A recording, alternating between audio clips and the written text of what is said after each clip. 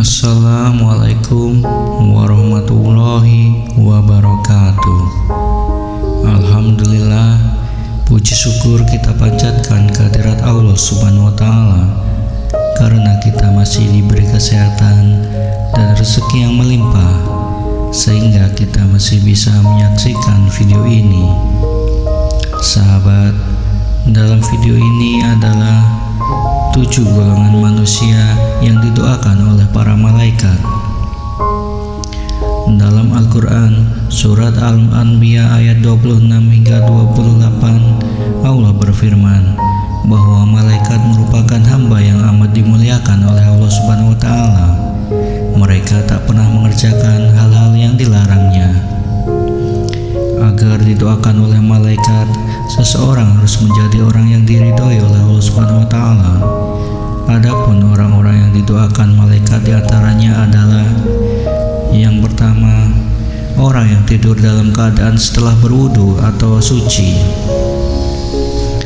Berwudu merupakan kegiatan membersihkan atau mensucikan diri dari hadas dan kotoran. Berwudu sebelum tidur sangatlah bermanfaat, yaitu dapat membuat tubuh menjadi lebih tenang dan nyaman. Bahkan berwudu sebelum tidur juga dijaga oleh malaikat selama tidur, sekaligus didoakan yang baik. Dalam hadis riwayat Ibnu Hibban dan Abu Umar radhiyallahu anhu mengatakan, Rasulullah SAW bersabda, barang siapa tidur di malam hari dalam keadaan suci atau berwudu, maka malaikat akan mengikuti. Lalu ketika ia bangun, niscaya malaikat akan berucap, ya Allah, ampunilah hamba-Mu si Fulan, karena ia tidur di malam hari dalam keadaan selalu suci. Yang kedua, orang yang menunggu waktu sholat sembari duduk. Malaikat akan senantiasa berdoa kepada Allah jika orang itu suka menanti-nantikan atau menunggu waktu sholat tiba. Orang yang selalu menunggu waktu sholat dalam keadaan suci, maka akan mendapat ampunan dari Allah Subhanahu wa Ta'ala. Imam Ibnu Khuzaimah meriwayatkan salah satu hadis dalam kitab Sahihnya bahwa sesungguhnya Rasulullah SAW bersabda, tidaklah seseorang di antara kalian duduk menunggu sholat selama ia berada dalam keadaan suci, melainkan para malaikat akan mendoakannya, ya Allah, ampunilah ia, ya Allah, sayangilah ia. Yang ketiga, orang yang memilih syaf terdepan saat sholat berjamaah.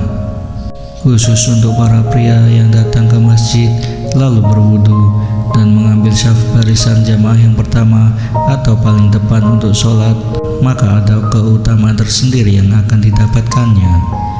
Nabi Muhammad SAW menunjukkan keutamaan syaf pertama dalam sabdanya dalam hadis berikut, sesungguhnya Allah dan para malaikatnya bersolawat kepada orang yang sholat di syaf pertama. Hadis riwayat Abu Dawud Sahih. Dan Rasul bersabda bahwa sebaik-baik syaf bagi laki-laki adalah yang paling depan, dan yang paling jelek adalah yang paling belakang. Sebaik-baiknya syaf bagi wanita adalah yang paling belakang, dan yang paling jelek adalah yang paling depan, dalam hadis riwayat Muslim. Yang keempat, orang yang berucap amin usai membaca Al-Fatihah ketika sholat. Sholat adalah amalan wajib yang pertama kali dihisab.